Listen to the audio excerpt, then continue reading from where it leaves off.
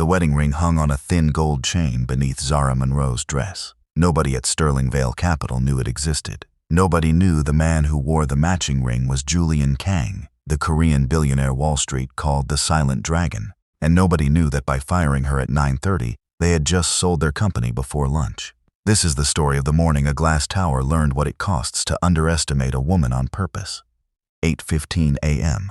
Monday. Manhattan moved the way it always did on a Monday. Fast, indifferent, steam rising from a corner cart, taxi horns stacking on top of each other like an argument nobody wanted to finish. Zara Monroe walked through it without hurrying.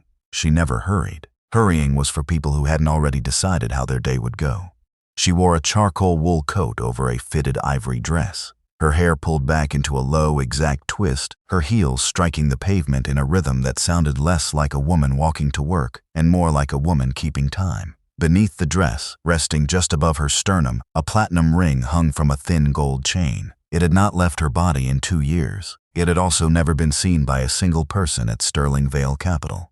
She reached the revolving doors of the 60-story glass tower at 8:15 exactly, the way she had reached them at 8:15 exactly for 4 years. Marble floors, veined and polished to a shine that reflected the ceiling lights like still water. A security desk. A bank of elevators that chimed on arrival with a soft, expensive tone, like something you'd hear in a hotel that didn't print its prices. "Morning, Miss Monroe," said the guard at the desk, a heavy-set man named Robert who had worked the lobby for 11 years. And had never once needed to check her badge because he already knew her face. "Morning, Robert," Zara said, and meant it. She was one of maybe 4 people in the building who said his name back. She took the elevator to the 41st floor, where Sterling Vale Capital's executive offices lived behind frosted glass etched with the company's silver insignia. The doors opened onto a floor that smelled like fresh coffee and money. The particular scent of expensive carpet, orchids nobody watered themselves, and printer toner from machines that cost more than most people's cars. Zara's desk sat directly outside Charles Sterling's corner office, a position she had occupied for 4 years, a position everyone assumed was the ceiling of what a woman like her could reach. She did not correct that assumption. She had learned, a long time ago, that being underestimated was sometimes the safest place to stand while you did your real work. She set down her bag, powered on her monitor, and pulled up the quarterly report that was due to the board in 3 days. She had read it twice already, at home, at night, the way she read everything before anyone else even opened the file. On page 14, in the client retention column, a number sat slightly wrong, not glaringly wrong. Wrong the way a number gets when someone rounds it in a direction that flatters them. Charles Sterling had adjusted the client attrition rate down by 1.5 points. It wasn't fraud, not exactly. It was the kind of massaging a man did when he wanted the board to believe he was losing less than he was. Zara opened the audit column, corrected the figure with a small, quiet keystroke, and made a note in the margin. Confirmed against Q3 client ledger, CS to review before board submission. She did this every quarter. She had done it for years. Charles never noticed the correction. He only ever noticed the applause when the numbers came out clean. Zara. Maya Reed appeared at the edge of her desk, 25 years old, holding a stack of folders against her chest like a shield. Maya had started 18 months ago as a junior administrative assistant, and from her first week she had watched Zara the way you watch someone who knows something you haven't been taught yet. "Did you see boardroom A?" "Not yet," Zara said, not looking up. "They've got it set for 5. 5 chairs, 5 water glasses, and there's a security guy standing outside the door." Maya's voice dropped.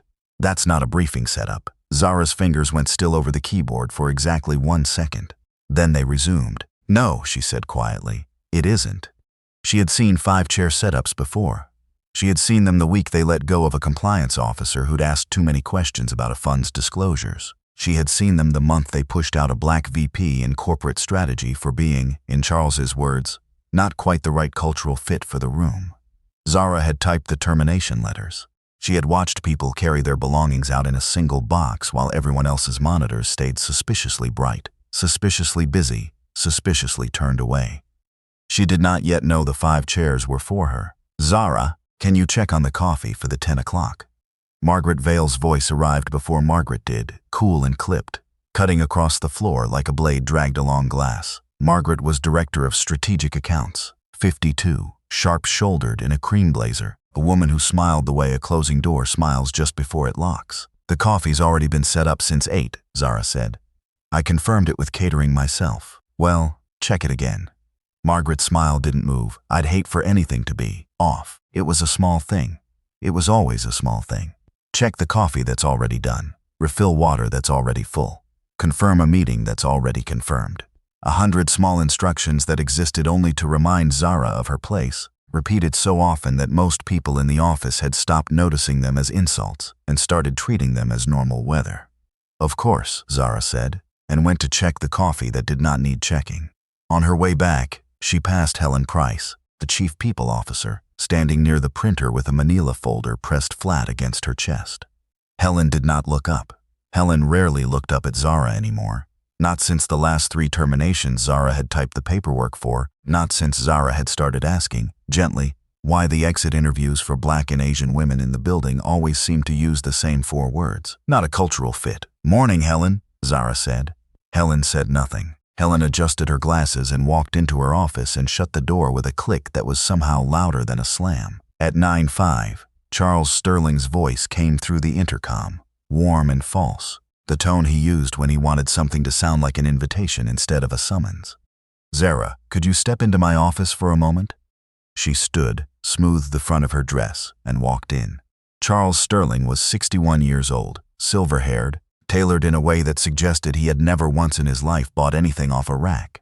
His office had floor-to-ceiling windows facing the East River, a walnut desk the size of a small boat, and a framed magazine cover on the wall that called him a visionary 7 years ago, before 3 lawsuits and 1 SEC inquiry that quietly disappeared. Sit, he said, gesturing at the chair across from him, though Zara remained standing. Zara, you know I think the world of your work. Thank you, Charles. You've been an incredible asset to this office. Truly, he steepled his fingers. I just want you to know, whatever happens today, none of it is personal. Zara felt the floor of the sentence give way beneath her, the way you feel a stare that isn't where your foot expected it. She said nothing. She had learned that silence was often the sharpest question a person could ask. I'll see you at 9:30, Charles said. Boardroom A. She left his office and returned to her desk, and for the first time that morning, she allowed herself 30 seconds of stillness. She thought of the ring beneath her dress. She thought of the man who wore its match, sitting in a black glass tower 6 miles downtown, a man who had promised her 2 years ago that he would never interfere in her career unless she asked him to. Whatever happens today, she thought. I asked for none of it. Let's see what they've decided to give me anyway. At 9:29, Helen Price appeared at her desk, folder in hand, eyes somewhere over Zara's left shoulder. Boardroom A, Helen said. Now, please. Zara rose, smoothed her dress one final time, and walked toward the glass door at the end of the hallway, her heels striking the marble in that same exact rhythm. Not hurrying, not hesitating, a woman keeping time until the very last second before the clock changed everything. 9:30 a.m. Boardroom A had a long walnut table, floor-to-ceiling windows, and the particular cold air that corporate buildings manufacture on purpose, as if discomfort were a design choice. 5 chairs, 5 glasses of water, untouched, sweating faintly in the recycled air. Charles Sterling sat at the head of the table. To his right, Margaret Vale, hands folded, smile arranged like a place setting. To his left, Helen Price, folder open, eyes fixed on the paper instead of the person. Beside Helen, the company's outside counsel, a thin man named Preston whom Zara had met exactly twice, both times in rooms exactly like this one. The 5th chair was for Zara. She did not sit in it right away.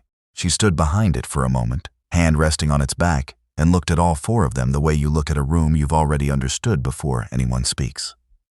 Please sit, Charles said. She sat. Helen cleared her throat and began reading from the folder in the flat, sterile voice she reserved for exactly this occasion. Zara Monroe. Effective immediately, your employment with Sterling Vale Capital is terminated. A pause, as if she were reading a weather report and had reached the part about rain. The basis for this decision is incompatibility with executive culture. Zara did not blink. Can you define that term for me, Helen? It's a holistic assessment, Helen said, still not looking up. Holistic, Zara repeated. That's an interesting word for something you can't explain. Charles leaned forward, folding his hands on the table the way men like him folded their hands when they believed they were about to say something wise. Zara, let me be direct, since you've always appreciated directness. You have a tremendous amount of presence, more presence than your role requires.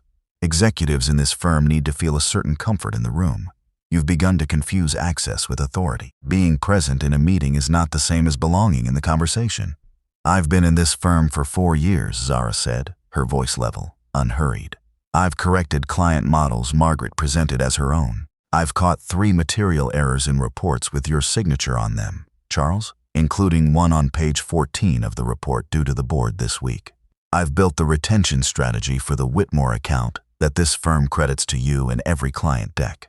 Tell me again what part of that is incompatibility. Margaret's smile thinned, just slightly, like something stretched too far.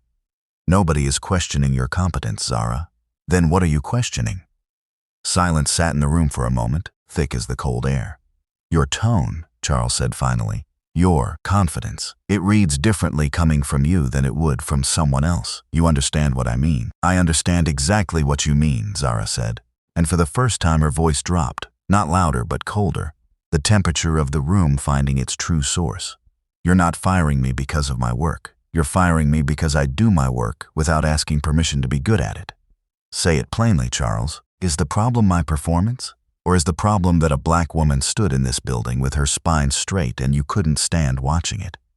Preston, the lawyer, shifted in his seat and did not meet her eyes. Helen's pen stopped moving. Margaret's smile finally, fully disappeared. Charles's jaw tightened. That is an unfair characterization. Then correct me, Zara said. I'm listening. He didn't correct her. He slid a folder across the table instead. We're offering 2 weeks severance, contingent on signing this agreement. It includes a standard non-disclosure clause. Zara looked at the folder. She did not touch it. I won't be signing that, she said. It's a generous offer, Preston said quietly. It's an insult with a signature line, Zara said. She reached to her chest, unclipped the small laminated badge from where it hung against her collar, and set it on the table between the water glasses, gently, the way you set down something you no longer needed to carry. You'll regret this before lunch. Charles let out a short, dry laugh, the kind of laugh men use when they want a room to laugh with them. You don't have that kind of power, Miss Monroe. Zara stood, smoothing the front of her dress one last time. I never said it was mine. The 2 security officers were already waiting outside the boardroom door. The same 2 who stood by every 5-chair meeting, the ones whose job it was to make sure humiliation had an escort.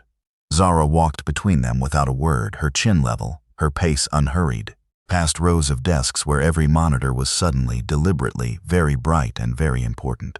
Maya Reed half rose from her chair near the front desk, her eyes wet, her hand halfway lifted as if to reach for something. Zara caught her gaze for 1 second and gave the smallest shake of her head. Stay seated. Don't give them the show. Maya sat back down, jaw clenched, and watched Zara Monroe walk out of the building she had built for 4 years, without a single visible crack in her composure. The elevator doors closed on the 41st floor with their soft, expensive chime, and for the first time since 9/5 that morning, Zara Monroe let her shoulders fall. She reached beneath the collar of her dress and pulled the thin gold chain free, drawing the platinum ring up into the light. It caught the elevator's fluorescent glow and threw it back in a small, cold shimmer. Korean characters engraved along the inner band, characters that read, roughly, bound before heaven, before storm. Julian had chosen the words himself. He said very little about feelings out loud. He put them in metal instead. She pressed the ring briefly to her lips. Then she lowered it back beneath her dress, not yet ready to wear it where anyone could see, and stepped out into the Manhattan morning. The sidewalk outside Sterling Vale's tower moved the way it always moved. Businessmen with paper cups, a food cart hissing steam, a woman walking a small dog in a sweater that cost more than most people's rent. Zara walked to the granite bench at the corner, sat, and pulled her phone from her bag. There was only 1 number saved under a single name in her favorites. No last name, just a small black crown emoji beside it. An old joke between them that had never stopped being true. She called it. He answered on the second ring, his voice low even, the particular calm of a man who had learned long ago that raising his voice was a luxury for people who hadn't yet mastered stillness. My wife never calls at this hour, Julian Kang said. Who died? The patients I had, Zara said. A pause. Not alarm. Julian did not do alarm, but attention, focused and total, the sound of a man setting down whatever had been in his hands. Tell me. Fired at 9:30, she said, her voice clean and clipped, the voice of a woman reporting facts, not feelings. Reason given? Incompatibility with executive culture. Charles Sterling called my confidence a problem. Margaret Vale smiled through the whole thing. Helen Price read it off a script like she was reporting the weather. Security walked me out in front of the entire floor. Julian did not ask if she was okay. He knew she would hate the question, not because she wasn't feeling anything, but because the question implied she needed permission to be strong, and Zara Monroe had never needed permission for anything in her life. Instead, he asked, "What do you want?" There it was. 2 years of marriage, 2 years of watching her build a career from nothing while he sat on his hands out of respect for a promise he'd made her the week they married. "I will never move a single piece on your board unless you ask me to." And now, finally, she was asking. "Buy them all," Zara said. "The whole company? Every share, every debt, every subsidiary, every floor." Her voice did not rise, but it hardened, each word laid down like a brick in a wall. "I want Charles Sterling to walk back into a building that no longer belongs to him before lunch." Julian was quiet for exactly 2 seconds. Not hesitation, calculation. A man confirming that what she was asking matched what he'd already prepared for. "It will be done," he said. "Go somewhere warm. I'll send the car." "I'm not going home yet, Julian." "I didn't think you would." A faint note of something that might, in another man, have been pride. "I'll see you soon, Mrs. Kang." He ended the call and, without lifting his eyes from the window of his office, said a single word to the man standing at the edge of the room. "Begin." 9:52 a.m. Kang Dominion Group occupied the top 11 floors of a black glass tower on the edge of the financial district, a building that from the street looked less like an office and more like a monument to silence. No logo on the exterior, no name in the lobby directory. The kind of building that didn't need to announce itself because everyone who needed to know already knew. Julian Kang's office sat on the 78th floor, all black stone and dark wood, a single window wall looking out over the harbor. He wore a charcoal suit with no tie, the top button of his shirt undone just enough to reveal the edge of a black dragon tattoo curling up the side of his neck, a mark that, in certain circles across 3 continents, made grown men reconsider entire negotiations before they'd begun. He was 36 years old. Publicly, he was known as a quiet, meticulous investor with holdings in shipping, real estate, private equity, fintech, and logistics, a man who gave no interviews and attended no galas, whose name appeared in filings but never in headlines. Privately, in rooms where certain histories were still spoken of in careful whispers, he was the heir to a dynasty that had once ruled Seoul's underworld and had spent 3 generations converting that power, piece by piece, into an empire so legitimate no regulator had ever laid a finger on it. They called him the Silent Dragon because he never needed to raise his voice to end a conversation. He simply ended it. Daniel Cho stood at the long table by the window, a laptop open, a leather folder beside it that had not been touched in months. Daniel was 41, precise in his movements, loyal to Julian in a way that went back to boyhood, and utterly unsurprised by the phone call that had just come through. "Sir," Daniel said, "the Sterling Vale file." "Open it," Julian said. Daniel had built the file 8 months ago, quietly, patiently, the way Julian had asked him to build it. Not because Julian intended to use it, but because Julian had learned, across 3 decades of watching his father and grandfather move through the world, that a man who loves someone does not simply hope the world will be kind to her. He prepares silently for the day it isn't. "Sterling Vale Capital," Daniel said, scrolling. "Publicly a mid-cap investment firm, 41 billion in assets under management. Privately, it's rotting from the inside." He turned the laptop toward Julian. "Charles Sterling has 320 million in hidden liabilities routed through 2 shell entities in Delaware and 1 in the Caymans. The tower itself, the entire 60-story building, is collateralized against a personal note Sterling signed 4 years ago that the board doesn't know exists." Julian's eyes moved across the numbers without expression. "The poison pill provision, neutralized the moment the hidden debt becomes public," Daniel said. "Their bylaws require full disclosure of material liabilities before any defensive measure can be triggered. Sterling never disclosed. The moment we file evidence of the shell structure, the poison pill dissolves on its own weight." Shareholders. 6 of the 11 major shareholders have wanted out for over a year. Sterling's been diluting their returns to cover the shell company payments. They'll sell the moment a credible offer appears. Daniel paused. "There's one more thing. Go on." 3 of the firm's largest client wins over the past 4 years. The Whitmore account, the Callaway restructuring, the Nakamura fund transfer, were built entirely by Zara. Emails, drafts, time-stamped memos, even voice notes from client calls. Sterling's name is on the decks, Her fingerprints are on every page underneath. Julian was quiet for a long moment, looking out at the harbor, at the small ferries cutting white lines across gray water. She built his company for him, Julian said, and he called her presence a problem. Yes, sir. Begin the acquisition. Kang Dominion's name, no shell, no cutout. I want Charles Sterling to see exactly who is coming for him. He turned from the window. And Daniel, clean. No leverage he can call illegal later. I want this to be undeniable. Yes, sir. 10:03 a.m. The tender offer went live on the wire. Calls moved in sequence, fast and precise, the way a well-built machine moves once someone finally presses start. Kang Dominion's counsel filed notice of a controlling stake acquisition. 2 of the 6 wavering shareholders signed within 11 minutes of the offer landing in their inbox, having waited over a year for exactly this kind of exit. A senior credit note, the personal loan Charles Sterling had quietly signed against the tower itself, was purchased outright from the small private bank holding it, a transaction that took 4 phone calls and absolute silence from the seller, who had been trying to get Sterling to make good on missed payments for 6 months. By 10:11, Kang Dominion Group held 61% controlling interest in Sterling Vale Capital, along with the mortgage note on the building that housed it. 10:15 a.m. The first alert reached Charles Sterling's phone. Charles was in his office, door half open, recounting the morning's termination to Margaret Vale and Helen Price, with the easy satisfaction of a man who believed the matter closed. You should have seen her face, he was saying, pouring himself a coffee from the carafe on the side table. All that talk about before lunch. Girls like that, they talk big walking out the door, but they don't fight. There's nowhere for her to go. Margaret laughed, a small, tidy sound. She'll find some diversity consulting gig within the month. They always land somewhere. Helen said nothing, scrolling absently on her phone, when the notification banner slid across her screen. Bricking. Kang Dominion Group acquires controlling stake in Sterling Vale Capital. Helen frowned and sat up. Charles. In a moment, Helen. Charles. She turned the phone around. Charles set down his coffee cup with a small, precise clink and leaned in, squinting at the small print. That's absurd. That has to be a wire error. Sterling Vale isn't for sale. His own phone buzzed on the desk. Then again. Then a third time in rapid succession. He picked it up and the color left his face by degrees, the way a room dims when clouds cross the sun. Not all at once, but undeniably. Loiters is reporting it too, Margaret said quietly, reading over Helen's shoulder now, all trace of her earlier smile gone. Preston, the company lawyer, burst into the doorway without knocking, a tablet clutched in one hand.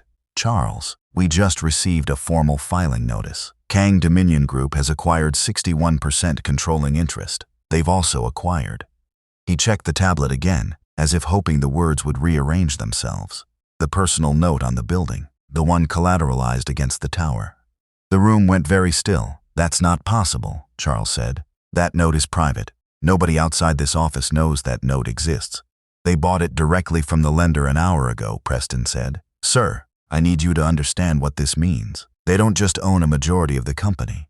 They own the building we're standing in. Who, Charles said very slowly, each word its own separate sentence. Is Kang? Preston's hands were not quite steady as he pulled up the name on his tablet. Julian Kang, head of Kang Dominion Group. Shipping, real estate, private equity, fintech, logistics. He's one of the largest private holders of capital in Asia and increasingly in North America. Charles, nobody does hostile takeovers on Julian Kang. He looked up and something in his face had gone the color of old paper. He does them. This has to be stopped, Charles said. Call the board. Call every shareholder we still control. I want the poison pill triggered immediately. I already tried, Preston said. Legal says the provision can't be invoked. It requires full disclosure of material liabilities before activation. And he hesitated. And the hesitation told Charles everything before the words did. There are liabilities on record now that were never disclosed to the board.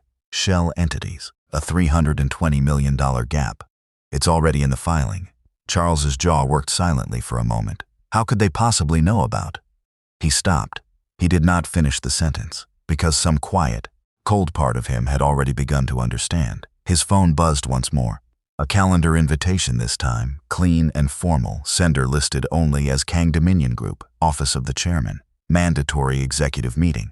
12 p.m. Executive boardroom, 42nd floor. Required attendees, C. Sterling, M. Vale, H. Price, Preston, Counsel, COO. Charles stared at the screen for a long moment, and for the first time in 11 years, the floor beneath his feet no longer felt like something that belonged to him. 12 o'clock, he said quietly. Before lunch. Margaret looked up sharply. What did you just say?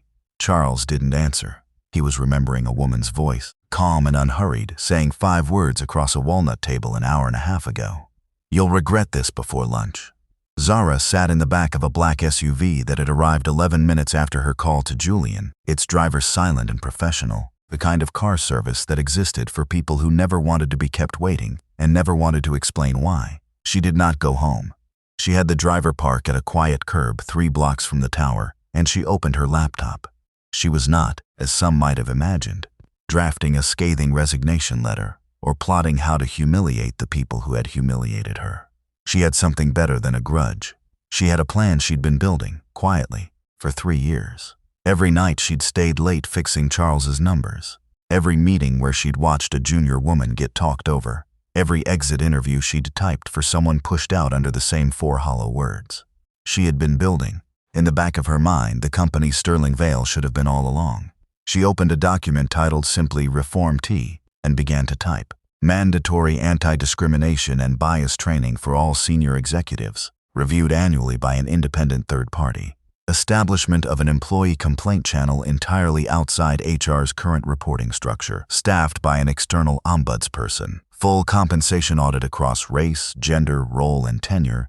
Results to be shared transparently with all staff. Retroactive back pay for employees found to have been underpaid relative to role and contribution. Formal legal protections for administrative staff, assistants, and junior analysts against retaliatory or vague cause termination. Review of every termination filed under culture fit or similarly undefined language over the past 5 years. Establishment of a scholarship and mentorship fund for Black and Asian women entering corporate finance. Creation of a director of culture and operations role with genuine authority. Not a symbolic title, but a seat at the table with real power to intervene. She was still writing when her phone buzzed, not Julian's number, but Maya's. Zara. Maya's voice was low, tight, like she was speaking from somewhere she wasn't supposed to be. I'm in the break room. I left my line open on purpose. I wanted you to hear this. Through the phone, faint but audible, Zara heard Charles Sterling's voice carrying from somewhere down the hall, rattled but composed enough to be dangerous. If anyone asks about Monroe, the story is misconduct. Unauthorized access to client files. We'll say we found irregularities during an internal review. I want that framing locked before the board meeting. Zara's expression did not change, but something behind her eyes went very quiet, very still. The stillness of a woman who has just watched someone cross a line they didn't know existed until they were already over it. Being fired for a lie about culture fit was an injury. Being framed for misconduct was an attack. Thank you, Maya, Zara said softly. Stay safe. Say nothing to anyone. You didn't hear this from me. She ended the call, sat for one breath, and dialed Julian. He answered before the first ring finished.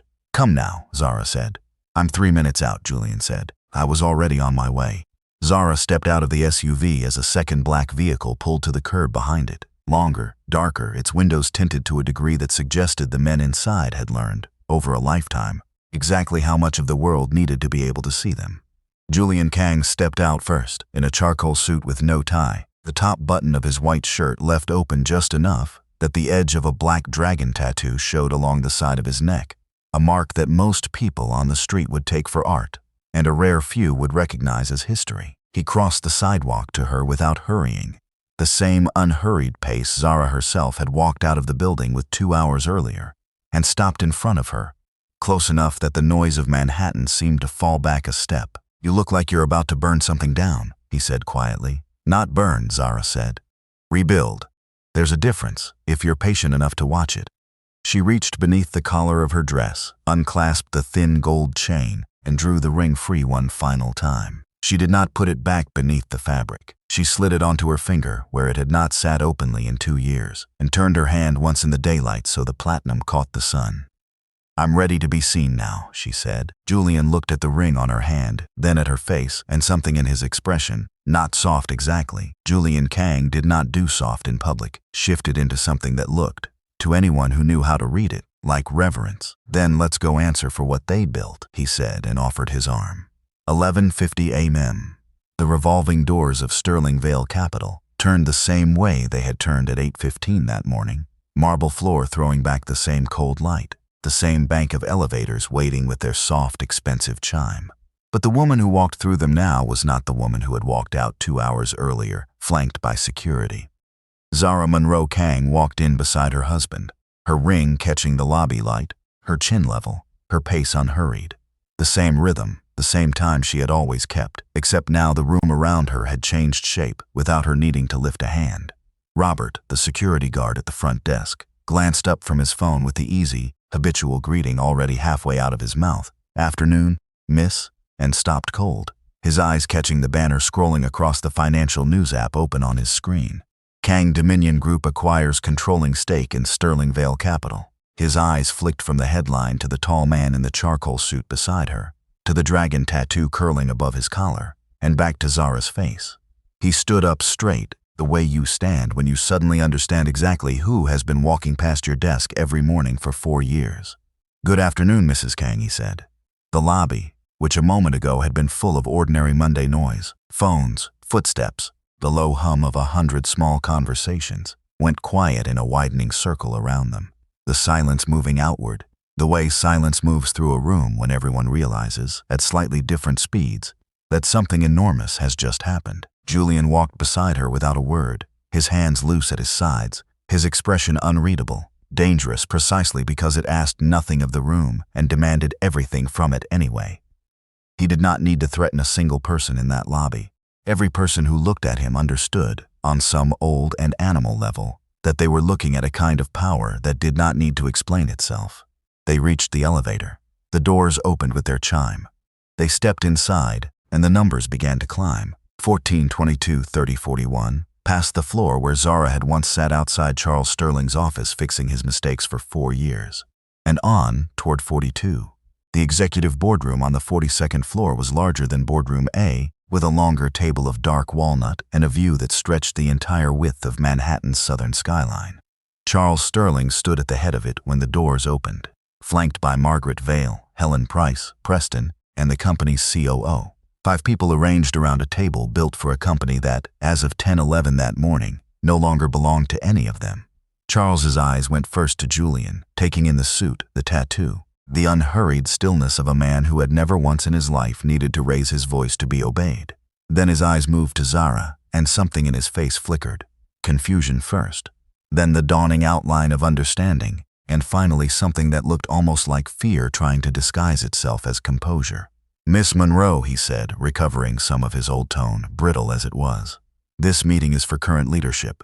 "My legal name," Zara said, walking to the head of the table without waiting to be invited, "is Zara Monroe Kang. Monroe is the name my mother gave me.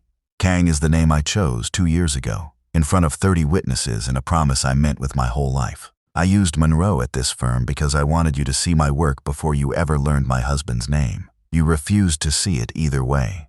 Daniel Cho stepped forward from the doorway, laying a slim leather folder on the table and opening it with the same precise, unhurried motion he brought to everything. "Mr. Sterling, Kang Dominion Group now holds 61% controlling interest in Sterling Vale Capital, along with the outstanding note on this building. The acquisition was completed at 10:11 this morning. This is a hostile takeover," Charles said, his voice rising for the first time. "We have defensive provisions. Bylaw 14 requires full disclosure of material liabilities before any poison pill provision can be triggered," Daniel said calmly. 3 shell entities routing $320 million in undisclosed debt dissolve that defense on their own. You didn't lose this fight this morning, Mr. Sterling. You lost it the day you signed the 3rd shell company and never told your board." Preston, standing near the window, said nothing at all. He had already run the numbers in his head on the elevator up. There was nothing left to argue. Then Zara reached into the folder Daniel had brought and drew out a second, thinner set of documents, printed emails, time-stamped memos, a small stack of transcribed voice notes, and set them gently on the table in front of Charles. "The Whitmore account," she said, "the Callaway restructuring, the Nakamura fund transfer, every strategy deck with your name on the cover, every client win this firm has celebrated for 4 years, built by me, late at night, after you'd already left for the day. Timestamps, drafts, And the voice memos I left myself walking home in case I ever needed to prove what I already knew. She let the papers sit there, unclaimed. You called me too much presence for this room, Charles. I built half the reasons this room still had value. Charles's face had gone the color of the marble downstairs. She was just a secretary, he said, to no one in particular, to the room, to himself. And still, Zara said quietly, I was too much for you. The room did not make a sound. Even Margaret Vale, who had smiled through every humiliation that morning, found nothing left to smile with. Helen Price stared at the folder without touching it, as if the papers themselves might catch fire if she moved too fast. Julian stood at the edge of the room, silent, hands loose at his sides, watching his wife the way a man watches something he has waited 2 years to finally see the world understand. The clock above the boardroom's side credenza read 11:58. Under Sterling Vale's own bylaws, Zara said, her voice even and clean, the controlling shareholder, acting through its designated officer, may remove an executive from position without further board approval, effective the moment of formal notice. Daniel has prepared that notice. It requires only a timestamp. You can't do this, Charles said, and for the first time that morning his voice cracked slightly, the polish finally giving way to something rawer underneath. I built this firm. You inherited this firm, Zara said, and you spent 11 years hollowing it out from the inside while women like me held it together so you'd never have to notice the weight you weren't carrying. The second hand crept forward. Nobody in the room spoke. Somewhere down on the street 60 stories below, the ordinary noise of Manhattan continued. Horns, footsteps, the hiss of a food cart, entirely unaware that above it, in a glass room with a view of the whole southern skyline, an entire company was changing hands in the space between one breath and the next. At noon, Zara said quietly, watching the clock, I can. The second hand reached 12. The minute hand clicked forward. Daniel Cho tapped a single key on his laptop, and the formal removal notice sent, time-stamped, irreversible. Preston's phone buzzed in his pocket a moment later, the automated confirmation, arriving with the flat, indifferent efficiency of a system that did not care whose life it was ending, only that the paperwork was correct. Mr. Sterling, Preston said, his voice hollow, I need your access card. This is insane, Charles said, looking around the room for an ally and finding none. Margaret would not meet his eyes. Helen was already sliding her chair back from the table, putting distance between herself and a man whose fall she had clearly decided, in the space of 30 seconds, not to go down with.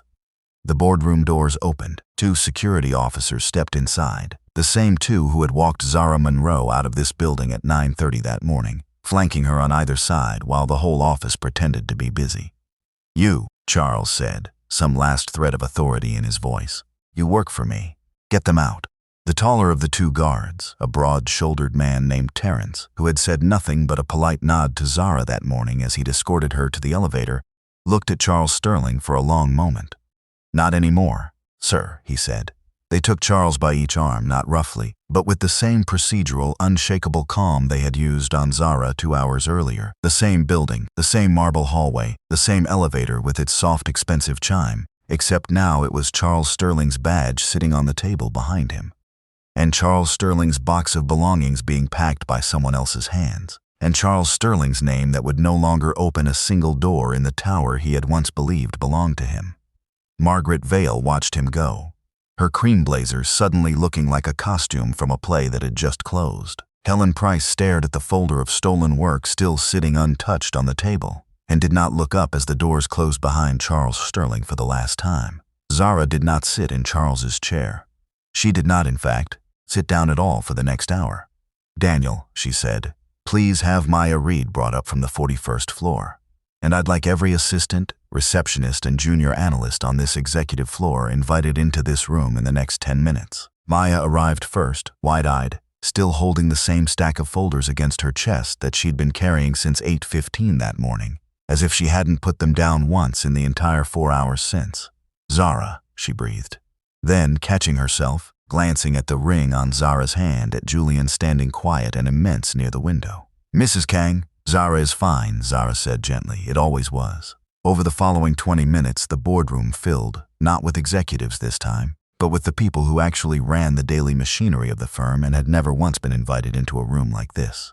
Receptionists, junior analysts, 2 administrative assistants who had, over the years, quietly typed exit paperwork for colleagues fired under the same 4 hollow words that had nearly been used on Zara that morning. Zara stood at the head of the table, Julian silent behind her shoulder, and spoke without notes. Effective today, Sterling Vale Capital begins operating under new majority ownership and new leadership, she said. I want to be clear about what that means in practice, not just in press releases. She counted the reforms on her fingers, the same list she had typed into her laptop from the back of a black SUV 2 hours earlier. No longer theoretical. Helen Price is suspended, effective immediately, pending a full investigation into HR practices over the past 5 years. A murmur moved through the room. Helen, seated near the back, said nothing, her face pale and still. Margaret Vale is removed from strategic authority pending the same review. Margaret's jaw tightened, but she did not argue. There was, for the first time in years, no one left in the room whose approval she needed. Every termination filed under culture fit or similarly vague language in the last 5 years will be formally reopened for review, with legal support available to anyone who wishes to pursue it. A full compensation audit begins this week, across race, gender, role, and tenure, and back pay will be issued wherever the audit finds it owed. She looked at Maya. Maya Reed will be joining the new Culture and Operations Transition Team, effective today, with a formal promotion and compensation to match the responsibility. Maya's hand flew to her mouth, tears finally slipping free, no longer needing to be held back for anyone's comfort but her own.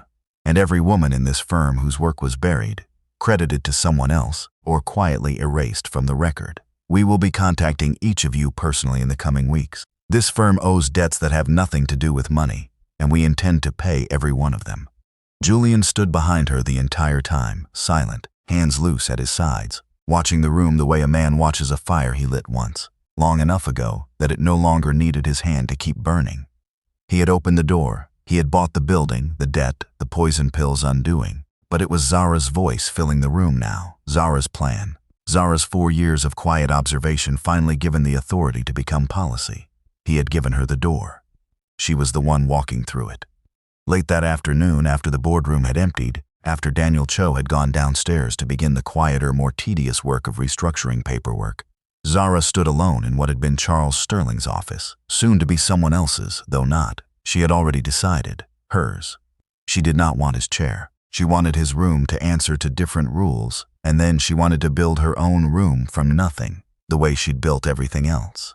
She stood at the window instead, looking out over the East River, the same view Charles had stared at that morning while telling her, with false warmth, that nothing happening today was personal.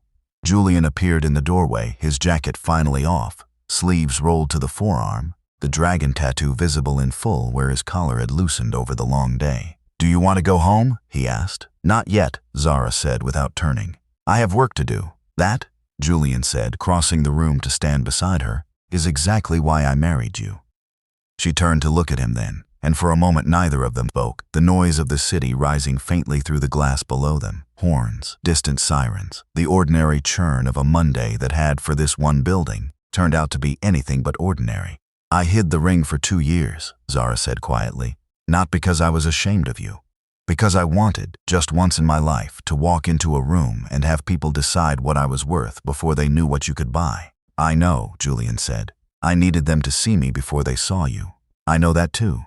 He reached up gently and tucked a loose strand of hair back from her face, the same gesture he'd made 1,000 times in the privacy of their apartment and never once in public until today.